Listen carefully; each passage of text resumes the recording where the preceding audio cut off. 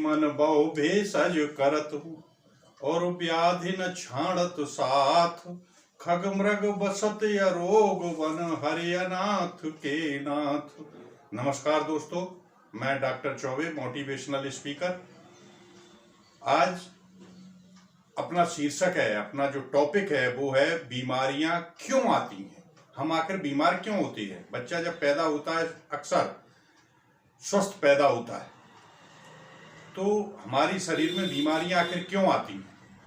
तो खग मृग बसत अरोग वन हरियनाथ के नाथ, जिनका कोई नहीं होता उनका ईश्वर होता है। जंगल में रहने वाले जंगली जानवर, हाथी, गधे, घोड़े को आपने कभी बुखार देखा है क्या, या इनको बीमार देखा है? बहुत कम, रेयर केसेस में होते हैं जब अपन अपने सानिध्य में जो आ जाते हैं वो बीमार होने लगते हैं। लेकिन जंगल में जो रहते हैं वो कभी बीमार नहीं होते। फालतू जो गली के कुत्ते घूमते कभी बीमार नहीं होते, लेकिन पालतू कुत्ते जरूर बीमार होते, क्योंकि हम उनका प्राकृतिक जीवन छीन लेते हैं। पक्षी कभी बीमार नहीं होते, लेकिन जिन पक्षियों को हम पाल लेते हैं पिंजड़े में, चिड़ियों को या तोते को, वो जरूर बीमार होते हैं, क्योंकि हम उनका प्राकृतिक जीवन छीन लेते हैं। तो हमेशा ध्यान रखें, बी हेल्दी फॉर सक्सेस। अगर सफलता पानी है हमको किसी भी क्षेत्र में, तो हमें स्वस्थ रहना पड़ेगा। शरीर माध्यम खलु धर्म साधनम, सभी साधनों के लिए सबसे अच्छी चीज जो है वो शरीर है आपका। Health is wealth, health is the 1000 gifts of God. खुदा की 1000 नियामत है स्वास्थ्य। A sound mind lies in a sound body. एक स्वस्थ मस्तिष्क जो है स्वस्थ शरीर में ही निवास करता है। तो जब तक आपका मस्तिष्क स्वस्थ नहीं है तब तक आप कोई अच्छा कार्य नहीं कर सकते। तो स्वास्थ्य ईश्वर का प्रदत्त उपहार है, गिफ्ट ऑफ गॉड। मनुष्य के अतिरिक्त इस पृथ्वी पर कितने ही प्राणी जो है स्वस्थ पैदा होते हैं, स्वस्थ जीवन यापन करते हैं और स्वस्थ रहते हुए ही इस जीवन को त्याग देते हैं, शरीर को त्याग देते हैं। आखिर क्यों? क्योंकि वो हमेशा जो है प्रकृति के साथ जुड़ करके रहते हैं। हम विज्ञान से जितना जुड़ते हुए चले जाएंगे, शरीर में व्याधियां उतनी उत्पन्न होती चली जाती हैं, और हम जितना प्रकृति के साथ जुड़ते जाते हैं शरीर हमारा निरोग होता जाता है। तो अधिक से अधिक हमें प्रकृति के साथ जुड़ करके रहना चाहिए। अब देखिए, आपने जो कूलर है, पंखा है, एसी है जिनका किया, अभी आप कोरोना का उदाहरण देख लीजिए।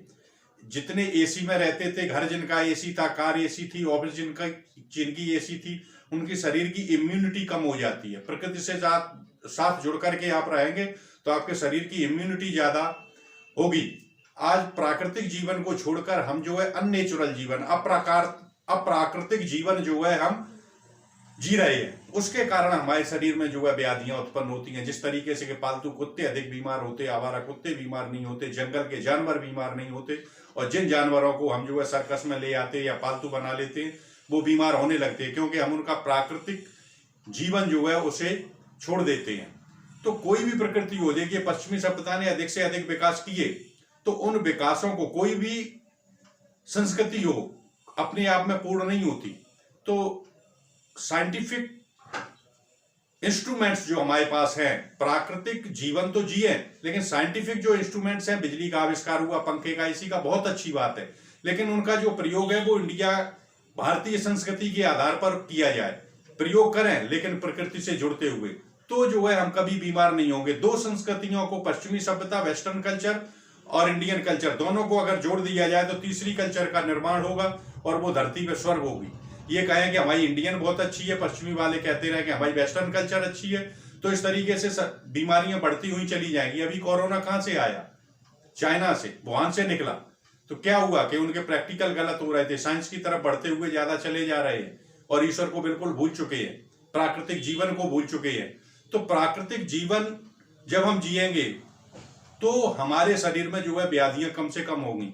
अभी देखिए कि हमें बुढ़ापा कभी ना आए, या बुढ़ापा बूढ़ा कोई ना होगा, इस पर इजराइल ने अभी खोज की है, अभी 1 महीने पहले। तो उन्होंने 64 लोगों पे इसका प्रयोग किया।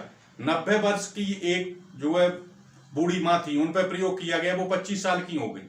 तो उनके प्रयोग में आप देखिए कि क्या किया गया।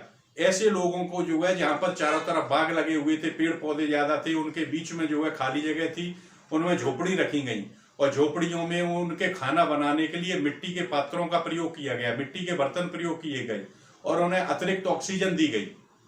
तो वो अब 25 साल की हो गई, चेहरे की झुर्रियां भी खत्म हो गई हैं। तो तो इजराइल इसका प्रयोग जो है कर चुका है, लेकिन उसने कहा है कि शरीर को अधिक से अधिक ऊर्जा, वो ऑक्सीजन चाहिए। तो भारत में क्या था, हमारे यहाँ यही तो थे कि हमारे पूर्वज जंगलों में और एक झोपड़ी में रहते थे और उनकी आयु जो है लंबी होती हुई चली जाती थी।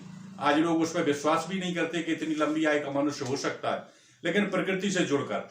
तो इसीलिए कहते हैं कि खग मृग बसत अरोग वन हर या नाथ के नाथ, तो जंगलों में रहने वाले। तो इसलिए हमारा संदेश जो है वो युवा पीढ़ी के लिए यही है, सभी लोगों के लिए है, वृद्ध लोगों के लिए भी है कि प्रकृति से जितना जुड़कर रहेंगे तो शरीर आपका स्वस्थ रहेगा।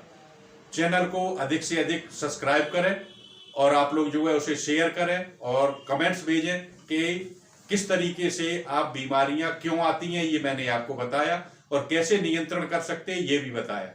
जय हिंद, जय भारत।